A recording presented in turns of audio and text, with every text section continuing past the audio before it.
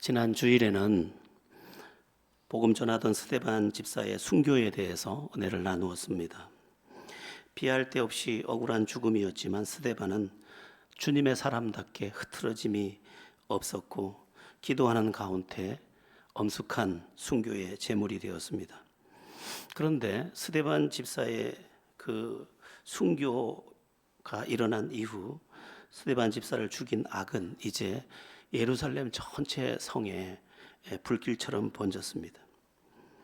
이들의 기독교 박해는 이제 본물처럼 온 도시를 뒤덮게 됩니다.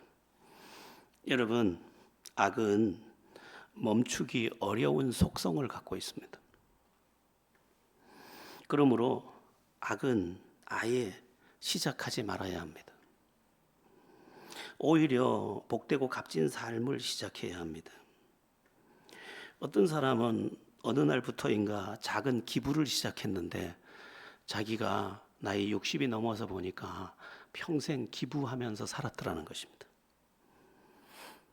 주는 사람은 평생 주며 사는 것이고 빼앗는 사람은 평생 빼앗으면서 사는 것입니다. 모든 것에는 탄성이라는 것이 작용을 합니다. 그래서 좋은 출발을 해야 좋은 탄성을 가지고 좋은 인생을 계속 살아갈 수가 있습니다.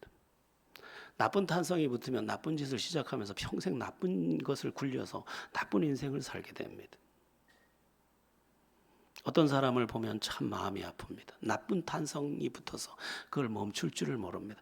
자기 스스로는 자기를 옳다고 여기지만 나쁜 탄성의 그 굴레를 벗어나지를 못합니다. 여러분, 좋은 탄성으로 바꿔 타야 합니다. 좋은 것을 다시 시작하셔야 합니다. 지금 시작하셔야 합니다. 저의 처음 신앙생활에 많은 도전을 주었던 분이 계신데 참 훌륭한 분이셨습니다. 학교는 초등학교도 못 나오신 분이셨지만 그 믿음이 남달랐고 그가 당한 어려움이 참 컸습니다. 그런데 어느 날 그에게 20리 밖에 떨어져 있는 교회에 새벽 기도를 같이 다니자 이런 제안을 받고 이분이 이제 기도를 배우게 된 겁니다. 이제 기도하는 생활을 하니까 하루를 살 수 있는 힘이 오는 겁니다. 그래서 기도에 탄력이 붙어서 기도를 하고 또 하고 또 하다 보니까 기도를 많이 할 때는 하루에 8시간도 했다고 합니다. 그러니까 어마어마한 기도에 탄력이 붙은 것입니다. 그랬더니 하나님께서 그의 눈물도 닦아줬고 능력도 주셔서 지식도 이렇게 없는데 여기저기서 간증을 해달라고 해서 간증을 다니다가 부흥사가 되고 그래서 영동 지방에서는 아주 유명한 부흥사입니다. 그리고 많은 분이 이분의 기도에 의해서 병고침을 받고 기도원 원장으로 계실 때 제가 그분과 만나서 많은 영적 감화를 얻었습니다. 탄력, 어떤 탄력이 지금 나를 굴려가느냐 굉장히 중요합니다. 우리 학생들도 있는데 공부도 탄력이 붙으면 참 재밌습니다. 제가 어떤 계기가 돼서 책을 읽게 됐는데 책 읽는 재미가 얼마나 좋은지 책을 잠깐도 안 쉬고 이틀을 달아서 읽은 적도 있습니다. 그러니까 밖에 나가면 하늘이 노랗습니다. 책을 한 6권, 7권 읽고 나가니까 앞이 안 보이더라고요. 그렇게 재미있습니다. 그런데 좋은 것만 탄성이 붙는 게 아니라 악한 것도 탄성이 붙어서 그 인생 전체에 해악이 됩니다. 자신도 자신을 통제할 수 없습니다. 인간은 자기를 위하는 존재이기 때문에 자기를 합리화하기도 하지만 그 나쁜 탄성은 그 인생을 나쁘게 만들어 버립니다. 오늘 본문에는 피를 본 군중들이 다시 피를 보려고 하고 있습니다. 지금 스데반을 죽였는데 그 성이 안 차는 겁니다. 다른 크리스찬이 있느냐? 그들도 죽이자 하고 돌을 들고 지금 집집을 샅샅이 지금 돌아다니고 있는 것입니다. 3절을 보면 사울이 교회를 잔멸하였는데 각 집에 들어가 남녀를 끌어다가 옥에 넘겼다 이렇게 되어 있습니다. 나쁜 탄력, 그게 여러분을 움직이지 않냐고 영적인 탄력, 선한 탄력, 의의 탄력, 복된 탄력을 가지고 입술에서도 선한 것이 나가고 모든 태도에서도 선한 것이 나가서 그 좋은 탄력이 여러분의 인생을 좋은 것으로 만들어낼 수 있는 그런 복을 누리게 되기를 축원합니다. 박해가 심각해지자 초대 예루살렘 교회는 어쩔 수 없이 이제 예루살렘 성 밖으로 흩어지게 됩니다. 살아야 되기 때문에, 당장은 목숨을 내놓을 수 없기 때문에 지금 사방으로 흩어지게 된 것입니다. 그런데 이들이 흩어진 자리에서 그냥 있었던 것이 아닙니다. 4절에 보게 되면 그 흩어진 사람들이 두루 다니며 복음의 말씀을 전할세, 이렇게 되어 있습니다. 또 5절에 보면 빌립이 사마리아 성에 내려가 그리스도의 백성에게 전파하니, 이렇게 말씀하고 있습니다. 여러분, 그리스도인이 누구입니까? 그리스도인은 예수 그리스도를 통해서 구원에 이른 사람입니다. 여러분은 여러분의 구원을 압니까? 저는 가끔 요즘에 그런 생각을 합니다. 그 사람은 구원을 알까? 알아야 되는데. 그 사람은 성령을 알까? 알아야 되는데. 그 사람은 진리를 분별할까? 분별해야 되는데. 그리스도인이 누구냐? 성령의 은혜를 경험한 사람, 기쁨을 아는 사람, 변화를 아는 사람입니다. 내가 새 인생이 됐다는 것을 내가 뼛속 깊이 알고 있는 사람입니다. 자기 안에 생명 같은 믿음이 흐르고 있는 것을 자기가 아는 사람입니다. 간증을 가지고 있는 사람입니다. 그러므로 비록 박해를 피해서 어떤 곤란한 일을 만나서 어디로 갔든 거기서 또 크리스찬으로서의 삶을 사는 것입니다. 살구나무를 옮겨 심었는데 거기서 여전히 살구 열매를 맺는 것처럼, 사과나무를 옮겨 심었는데 거기서 여전히 사과나무 열매를 맺는 것처럼, 크리스찬은 어디에 옮겨 놔도 거기서 하나님의 사람의 삶을 사는 것입니다. 그리스도인이 누구냐고 물을 때 대답할 바가 참 많은데 그 가운데 한 가지가 복음 전도자입니다. 그는 어디를 가든 복음을 말합니다. 직장에 갔는데도 직장에서도 항상 기회가 되면 복음을 말합니다. 진짜는 그렇게 할 수밖에 없습니다. 왜? 내 안에 간증이 있기 때문에, 내 안에 성령의 강이 흐르고 있기 때문에, 내 안에 뜨거운 불이 있기 때문에 그렇습니다. 우리가 이제 사도행전을 계속 공부하게 되겠지만 나중에 보면 사도 바울은 어디를 가든지 복음을 전합니다. 세상에 22장에 보면은 이제 억울하게 그것도 끌려가는데, 끌려가는 계단에서 내가 말할 수 있느냐 기회를 얻어서, 여러분 부형들이야, 여러분들 하나님을 믿는 줄 내가 안다 하고 복음을 또 전합니다. 26장에 가면 아그리빠 왕 앞에서 재판을 받는데, 아그리빠 왕이여 하나님을 믿으시나이까 믿으시는 줄 아나이다 하면서 또 복음을 전합니다. 사도행전 14장에서는 루스드라 지역에서 복음을 전하다가 돌로 침을 당해서 죽은 줄 알고 사람들이 성 밖에 내 던졌는데 다시 깨어나서 다시 들어가서 복음을 전합니다.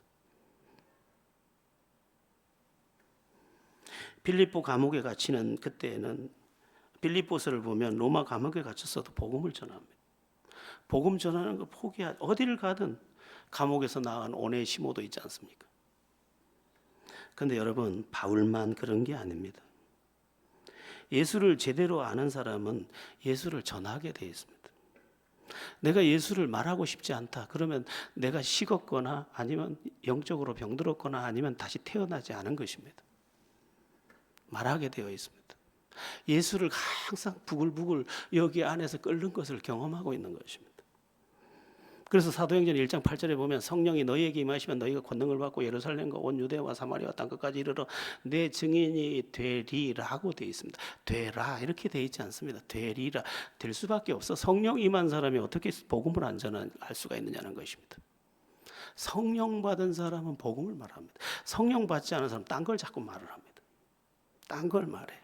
사랑해야 돼 우리가. 뭐 사랑하지 말라는 말은 아닙니다. 다른 이야기를 자꾸 합니다. 여러분, 예수 믿는 사람의 핵심은 복음. 예수께서 나를 위해 죽으셨어요.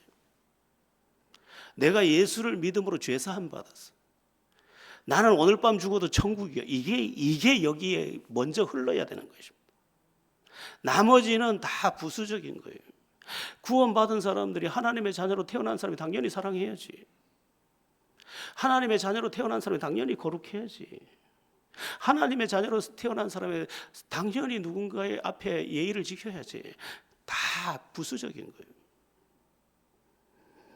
그런데 이 예루살렘 교회 박해로 인해 흩어진 사람들, 이 사람들은 진짜였기 때문에, 지금 진짜였기 때문에 복음을 말하고 있는 것입니다. 오늘날 뭐 전도해야 된다, 전도해야 된다 이런 말을 많이 하는데 사실은 어떻게 보면 내가 식어 있는 것이라고 봐야 합니다.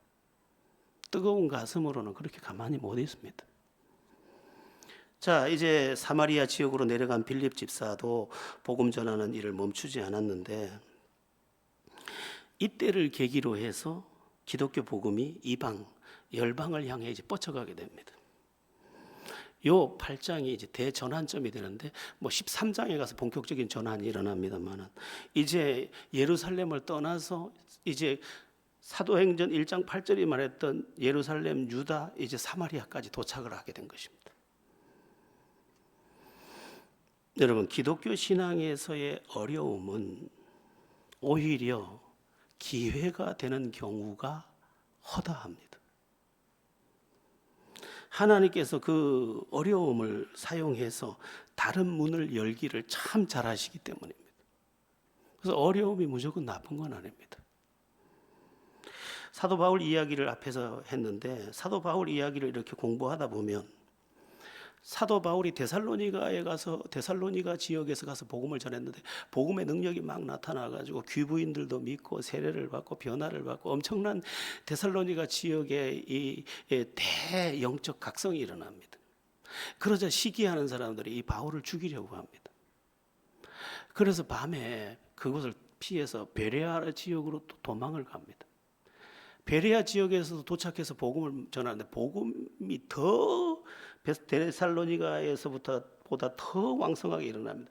베레아 사람들은 더 신사적이어서 하나님의 말씀을 사모하면서 들었습니다. 그러자 데살로니가에서 바울을 죽이려던 사람이 베레아 지역까지 와가지고 또 바울을 죽이려고 했습니다. 그래서 바울은 또 그것을 피해서 아테네, 지금 아테네로 피하게 됩니다. 그리고 아테네를 지나서 고린도로 가게 됩니다. 그러니까 여기에 불을 전하고 있었는데 이 불을 전하는 자를 죽이려고 하니 이 불을 들고 여기 가서 불을 붙이고 여기에서 또 죽이려고 하니까 이 불을 들고 저기 가서 전하고 결국은 항구 도시 고린도까지 복음이 그냥 불길처럼 타오르게 만들었던 것입니다. 박해를 받을수록 복음은 더 크게 확장되고 있었습니다. 나중에 보면 복음을 전하는 이유로 결박된 바울이 이제 로마로 호송되는데 그 로마로 호송된 곳에서 복음을 전함으로 로마가 이제 기독교 국가로 바뀌는 초석이 만들어지게 되죠. 박해를 받을수록. 그래서 여러분, 어려움을 만날 때 이걸 어려움으로 보는 게 아니라 하나님께서 어떤 문을 여실까로 볼 수 있어야 합니다. 영적인 눈은 그것입니다. 우리 일신상의 개인적인 것도 마찬가지입니다. 나의 곤란함들이 오히려 우리를 영적으로 살려냅니다. 다윗이 사울 왕에게 쫓겨다닌 세월이 10년이 넘습니다. 매일 죽음의 위기를 겪습니다. 그런데 그 죽음의 위기 때문에 결국은 뭐를 만나느냐? 왕의 보좌를 만납니다. 다윗은 절대로 왕이 될 수 있는 위치에 있지 않았습니다. 목동이 어떻게 왕이 되겠습니까? 그런데 사울 왕이 죽이려고 계속, 그리고 죽을 위기가 항상 손끝에 닿을 만큼 가까이 있었습니다. 그런데 그 위기가 다윗도 모르고 있었는데 그 위기의 시간 하루가 더해지고 그게 왕이 되는 계단이었던 거예요. 성경이 말씀합니다. 선을 행하되 낙심하지 말지니 때가 이름에 거두리라. 여러분, 하나님이 우리를 사랑하고 하나님이 다스리니까 우리의 곤란함이 무조건 우리의 손해가 아닙니다. 그 곤란함이 우리를 만들고 있고 만들어지면 그 만들어진 그릇에 하나님께서 예비하신 복을 쏟아부어 주실 것입니다. 다니엘도 마찬가지입니다. 다니엘이 하나님 앞에 정직하게 행했지만 모함을 받고 이제 억울하게 지금 결박이 돼서 사자굴에 던져졌지만 그 사자굴에 들어간 일로 인해서 다니엘의 하나님의 사람됨이 더 드러나게 되고 다니엘을 다리오 왕이 더 신뢰하면서 다니엘의 인생에 탄탄대로가 열리고 그런 억울함 속에서 하나님의 은혜를 더 만났으며 하늘의 영광까지 보는 은혜를 누리게 됩니다. 사드락과 메삭과 아벳느고가 단지 우상에게 절하지 않았다는 이유로 풀무불에 던져졌지만 그 억울하게 들어간 풀무불 때문에 장차 오실 그리스도를 불 속에서 만나게 됩니다.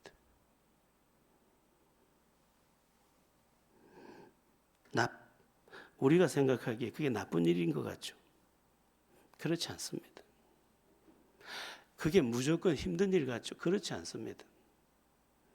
그 사람도 마찬가지입니다. 그 사람이 나쁜 짓을 합니다. 그런데 그 사람은 예수님께서 가룟 유다에게 뭐라고 말씀하면 너 같으면 차라리 태어나지 아니하였으면 좋을 뻔하였도다 했지만 네가 이러한 일을 저지르지 않으면 성경이 어떻게 응하겠느냐. 그대로 받습니다. 여러분, 예수 믿는 사람은 하나님 안에서 모든 것을 해석할 줄 알아야 합니다.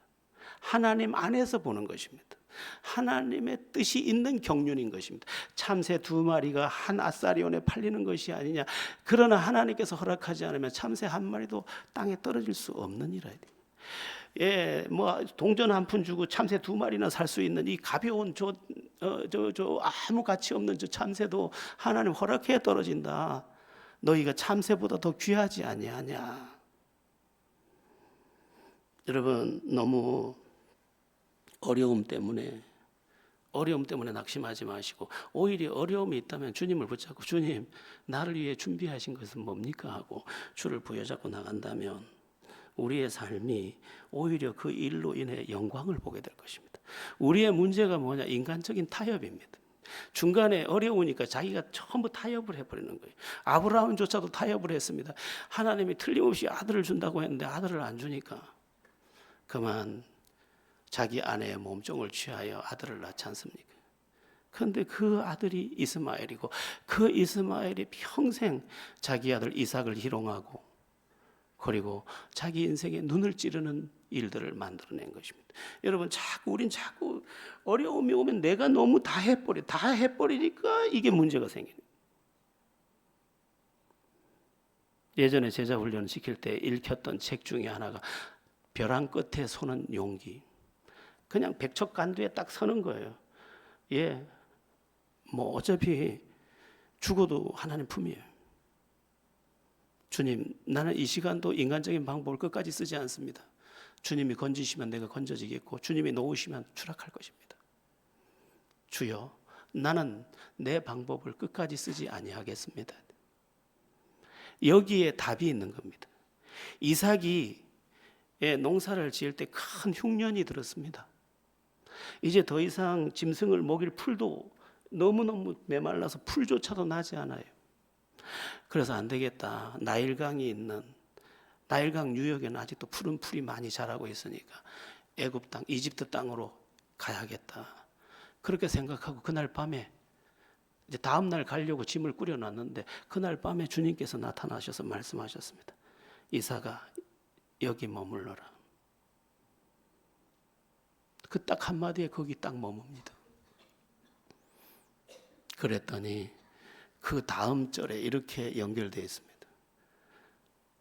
이삭이 그 해에 농사를 지어 100배를 얻었고 거부가 되니라. 우리가 너무 수단이 빨라요. 내가 치다거리 다 해버려요. 어떤 건 탁 놔야 돼. 탁 놓는 거예요. 손에서 딱 놔버려. 그게 사람이라도 탁 놔버리는 거예요. 그게 아니면 망할 것 같아서 탁 놔버리는 거예요. 그리고 기다리는 거죠. 믿음이 뭐냐?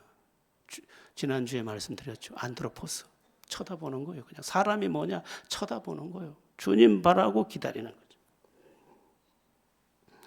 예루살렘 교회에 박해가 있었지만 실패로 그게 재앙으로 끝나지 않았습니다. 오히려 세계의 문을 여는 통로가 되었습니다. 우리도 마찬가지. 이게 끝이 아닙니다. 여러분, 저는 지금도 꿈을 꿉니다. 그냥 이야기 아닙니다. 20대에 28에 예수 만나서 꿈꾸던 꿈을 지금도 똑같이 꿉니다. 전 당장 뭐가 될 것 같습니다. 진짜로. 그래서 항상 설렙니다. 제가 시를 써서 페이스북에 올려놓은 것도 있는데, 초등학교 그날이나 지금이 마음의 설렘이 여전한 동일합니다. 더구나 하나님을 알게 됐으니까 하나님 안에서 지금도 꿈을 꿉니다. 어느 책에 보니까 늙은 나무 있죠. 늙은 나무, 과일나무. 가지치기를 잘하면 그 늙은 나무에서도 새로 심은 나무처럼 열매를 맺는답니다. 저는 그런 마음의 꿈을 꾸면서 도전하고 있는데 어려움이 새 기회가 됐다. 이 사실을 잊지 마시기 바랍니다. 자, 그러면 흩어진 자리에서 증거되는 예수 그리스도의 구세주 되심에 대한 말씀은 어떤 결과를 낳았을까? 이제 빌립이 복음을 전했습니다. 복음을 전할 때 어떤 일이 일어났느냐? 5가지 사건이 일어납니다. 5가지를 한 가지씩 천천히 살펴볼 텐데요. 먼저 6절을 합독해 보겠습니다. 시작. 무리가 빌립의 말도 듣고 행하는 표적도 보고 한 마음으로 그가 하는 말을 따르더라. 첫 번째 사건은 빌립의 복음 전도에 대해서 듣고 따르는 사건입니다. 놀라운 일이 일어난 것인데 이렇게 되면 다 된 겁니다. 들리지요? 들린 말씀을 따르지요? 그럼 다 해결된 겁니다. 여러분, 기독교는 신비합니다. 1000번을 듣고도 깨닫지 못할 수가 있고 1번을 듣고도 인생을 바꿀 수도 있습니다. 그가 어린 아이라도 마찬가지입니다. 말씀이 들리고 깨달아지고 그 깨달아진 말씀이 내가 추구하는 말씀이 되고 따라지는 말씀이 되면 그때부터 그는 새 인생입니다. 이건 기이한 겁니다. 이건 연령 차이도 없어요. 유무식의 차이도 남녀의 차별도 없습니다.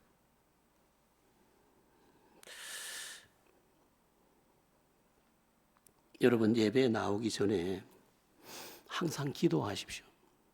우리 한번 따라해 보겠습니다. 나에게 말씀해 주시옵소서. 제가 지난번 부울경 교직자 그 협의회 수련회 때 제가 이제 사회를 보는 순서가 있어 사회를 볼 때 주님이 저한테 주신 마음이 그거였습니다. 한마디만 말씀해 주시면 그 말씀만 들리면 우리는 충분히 인생을 다시 걸 수 있습니다. 말씀해 주시옵소서. 여러분, 인생을 바꾼 기독교의 위대한 사람들이 언제 기적이 사람이 됐느냐? 주님의 음성 딱 한마디에 딱 끝난 겁니다. 그때부터 그 사람 딴 기적의 사람이. 조지 밀러도 원래 선교사였습니다.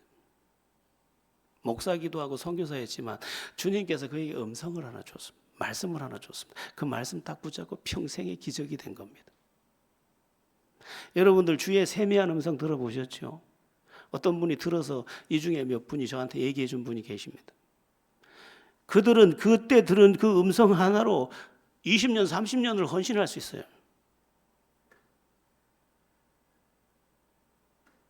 딱 한마디 돼. 수많은 사람들의 간증도 다르지 않습니다. 주님의 음성이 딱 들렸다 이 말이에요. 성경을 읽는 중에 들렸든지 말씀을 듣는 중에 들렸든지 기도하는 중에 들렸다 이 말이에요. 들렸다. 지금 빌립이 복음 전하고 있는데 이 사람들에게 들렸고 들리자 따랐습니다. 여러분, 들리고 따르면 됩니다. 오늘 우리가 안 들리니까 못 들었고 못 들었으니까 딴 걸 따라가는데 내 음성을 자꾸 따라가다 보니까 어제 그날을 또 사는 것이고 오늘도 불평이 내 안에서 타오르는 것입니다.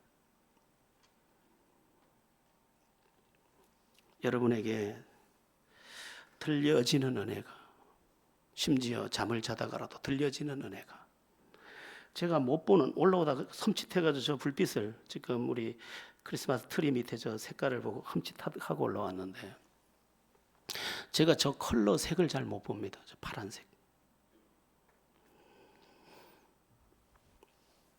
제가 기도하다가 어떤 환상을 보았는데 우리 집을 보았습니다. 우리 집이 이제 예전에 우리 돌기와 집입니다. 저희 집이. 그리고 쭉 이렇게 나란히 방문이 이렇게 있는데 제 방이 있고 이제 부모님 방이 있습니다. 부모님 방으로 들어가야 되겠다 싶어서 환상 중에 들어갔는데 방에 들어가자마자 스파크가 온 방에 일어났는데 저런 파란색 막 그 불이 막 온 방에 팍팍팍 튀고 있었습니다. 너무 놀라서 그 죽음의 영을 느꼈습니다. 너무 놀라서 어깨로 방문을 밀치고 밖으로 뛰어나왔는데 밖에 나와 더 놀랐습니다. 하얀 고무신 한 켤레가 딱 놓여 있고 온 세상이 죽어 있었습니다. 제가 너무 놀라서 쥐야 하고 환상 졸다가 본 건지 어쩐지. 근데 그때 사건이 아직도 잊혀지지를 않습니다. 저에게 탁 박혀가지고 저 색만 보면 어떤 차들은 왜 차 밑에 저런 색깔 컬러를 넣어가지고 또 운행을 하다 그거 보면 막 제가 이렇게 움츠러듭니다.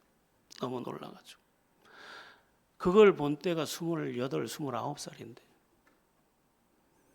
지금 이만큼 세월 30년이 지났는데도 저 컬러에 지배를 당한다. 그러면 여러분 여보란다. 하나님의 말씀이 그에게 들리면 그 인생 전체가 어떻게 되겠습니까? 완전히 다른 겁니다. 여러분 기독교를 내가 이거 알고 저거 알고 그러는 것으로만 생각하시면 안 됩니다. 그거보다 훨씬 강력한 내 생을 거는 내 생 전체를 움직이는 주의 말씀이 있다는 것을 잘 기억하시기 바랍니다. 두 번째로 빌립이 복음 증거와 그 설교를 행할 때 또 어떤 일이 이루어졌느냐 7절 오늘 보면 7절을 한번 보겠습니다. 시작. 많은 사람에게 붙었던 더러운 귀신들이 크게 소리 지르며 거기까지만. 빌립이 복음 증거할 때 귀신 들렸던 사람들 안에 있던 귀신이 떠나가 버렸습니다. 사건이 일어난 겁니다. 더 이상 이 사람은 귀신의 지배를 받지 않아도 됩니다.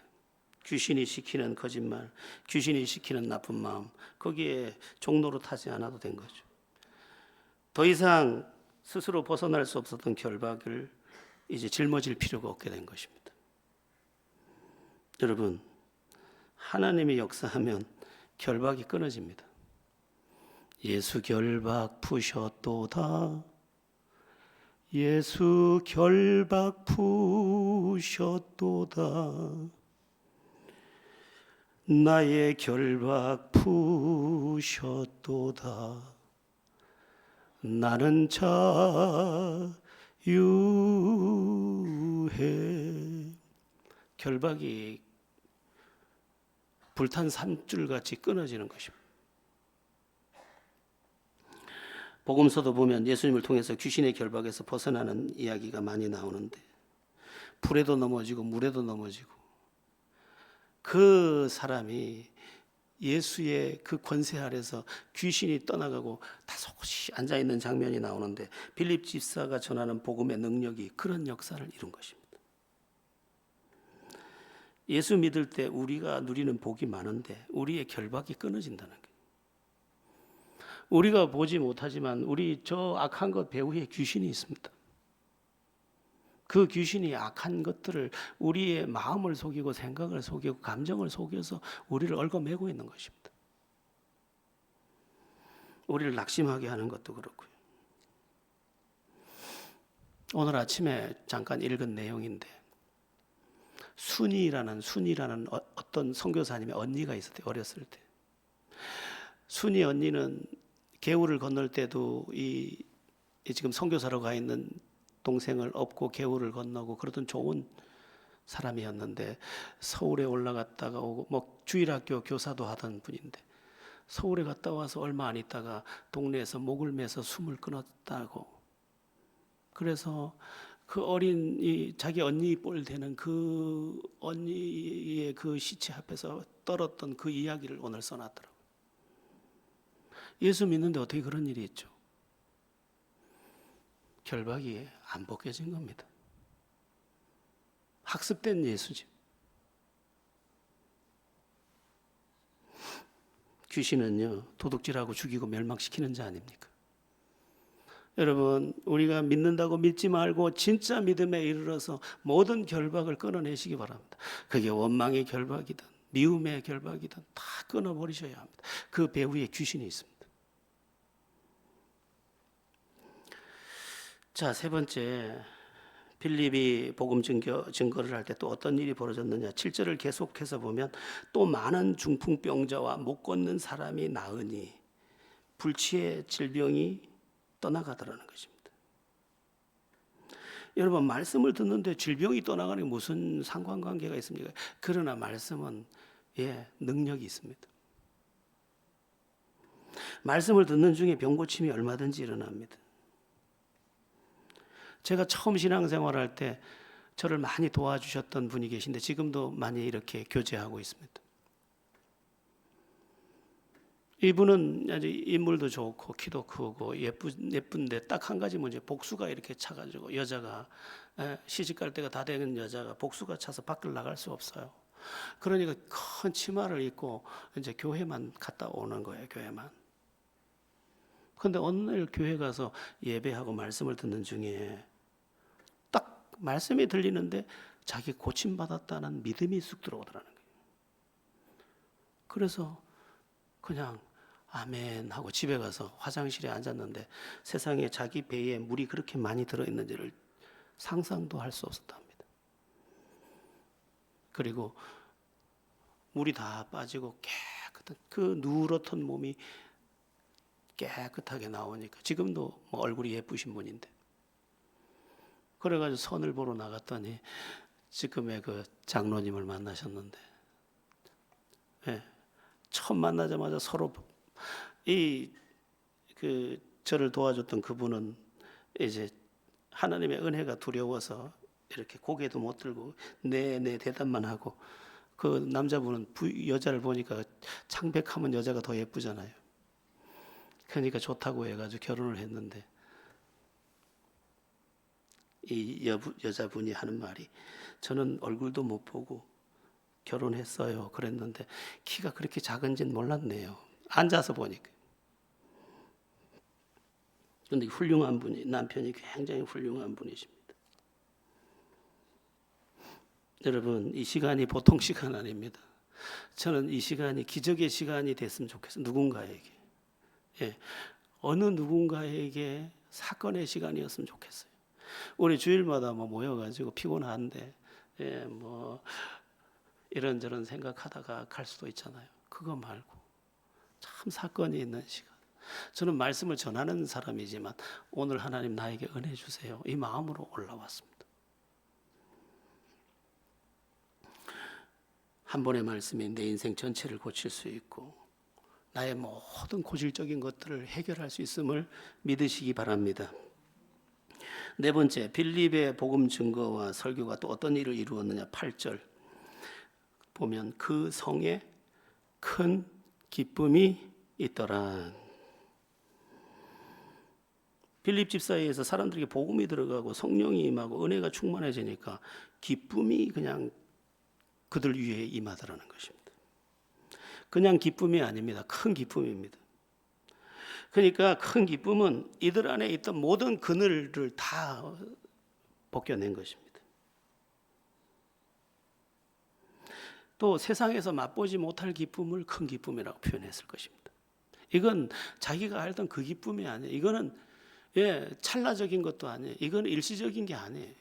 이거는 부분적인 게 아니에요. 내 전 존재 속에 임한 기쁨이에요. 우리가 부르는 복음송 중에 그런 찬양이 있죠. 내게 샘솟는 기쁨. 물론 처음엔 내게 강 같은 평화지만 저는 이 가사를 쓴 사람이 은혜를 아는 사람이라고 생각합니다. 은혜를 모르면 이 가사를 못 써요. 내게 샘솟는 기쁨, 이거는 경험한 사람만 쓸 수 있는 가사예요. 샘이 솟듯이 나한테서 기쁨이 솟구치는데 어떻게? 여러분, 불행은 다른 게 아니에요. 내 안에서 원망이 솟구치면 불행한 거예요. 내 안에서 우울함이 솟구치면 불행한 거예요. 그런데 지금 빌립이 복음 전하고 말씀이 딱 들리고 나자 이 사람들이 큰 기쁨을 이제 지금 기쁨이 자기들에게 솟구치는 거예요. 기쁨. 인생은요 사실 힘겹습니다. 그래서 기쁨보다 심각함이 더 많이 우리를 지배합니다. 그런데 말씀을 듣는 중에 성령께서 기쁨을 주고 나니까 사랑과 희락과 화평 그렇게 나가니까 기쁨의 영이 그에게 와서 기쁨을 막 솟구치게 하는 거예요. 여러분 조건이 우리를 기쁘게 할 것 같죠? 그렇지 않습니다. 기뻐서 기쁜 겁니다. 기쁨이 있으니까 다 기쁘게 보이는 거예요. 기쁨의 렌즈를 썼기 때문에 기쁨으로 다 해석도 되는 거예요. 마음의 그릇도 기쁨이기 때문에 기쁨으로 다 담아지는 거예요.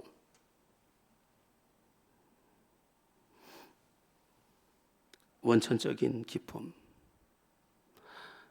하나님이 쏟아부은 기쁨, 그늘도 다 벗겨내는 기쁨.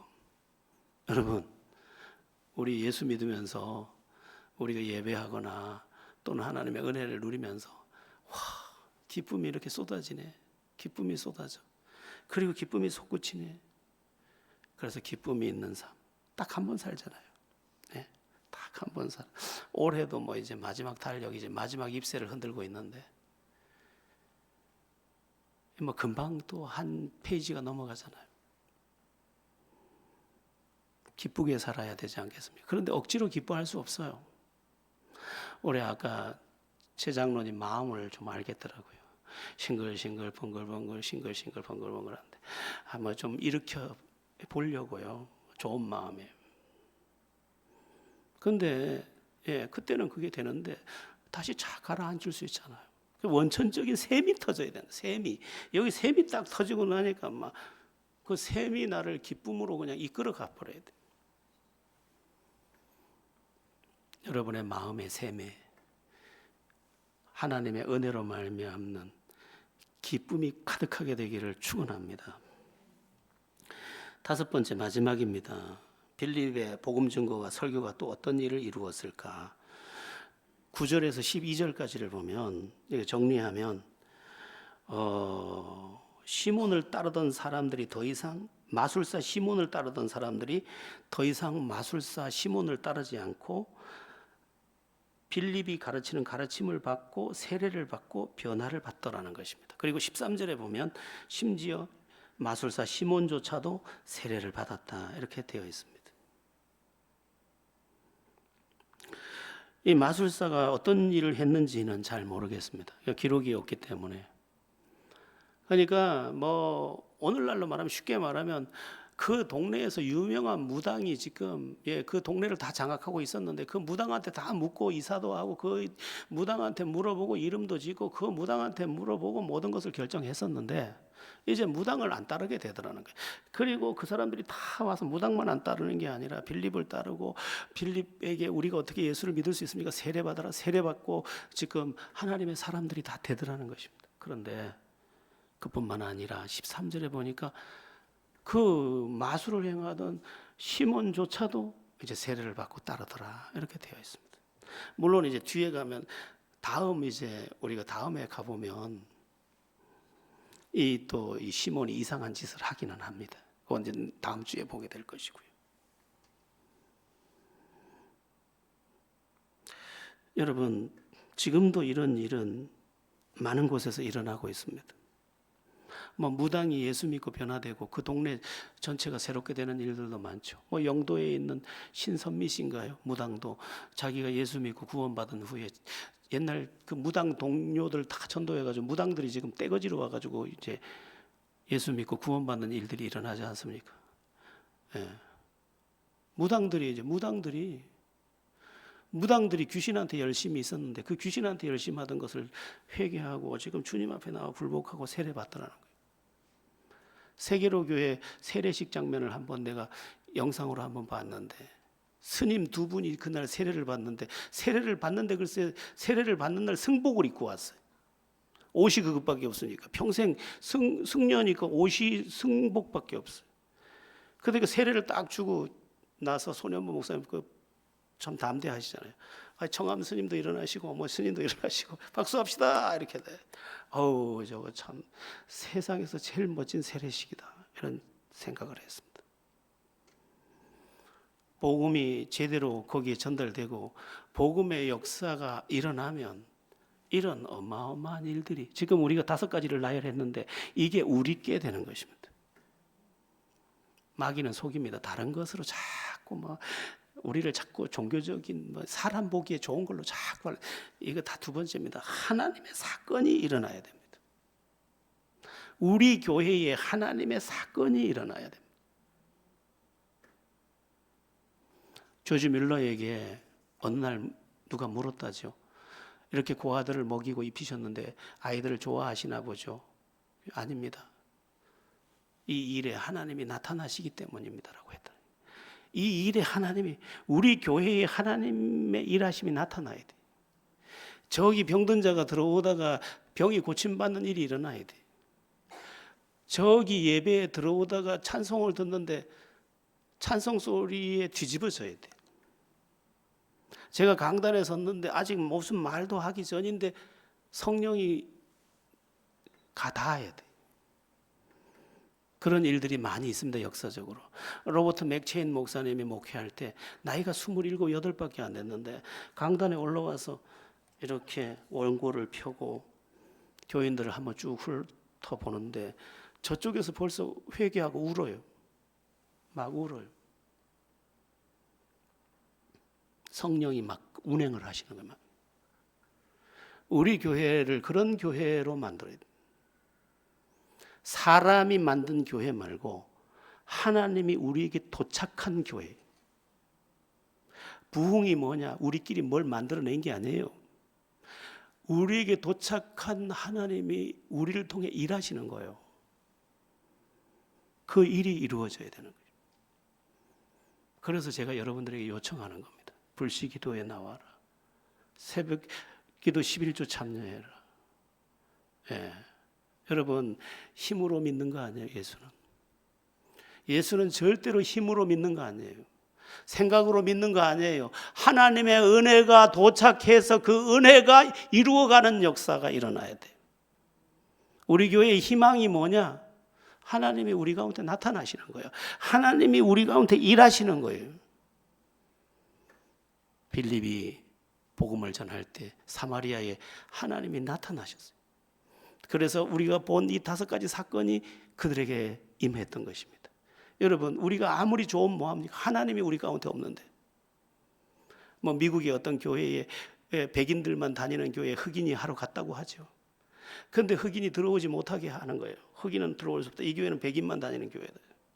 그래서 밖에서 엉엉 울고 있으니까 어떤 분이 와서 이렇게 말하더라 그러죠. 들어갈 필요 없다. 나도 거기를 한 번도 들어가 본 적이 없다. 나중에 보니 그분이 예수님이라는 거예요.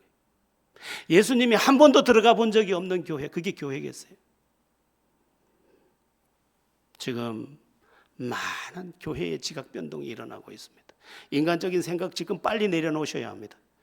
그리고 진짜 예수쟁이가 돼야 되는데 예수가 나에게 도착하고 예수가 우리 교회에 도착하고 하나님이 우리의 이 예배 가운데서 일하시고 그때 우리는 상상할 수 없는 사건 안에 그리고 하나님의 일하심 안에 들어가게 될 것입니다.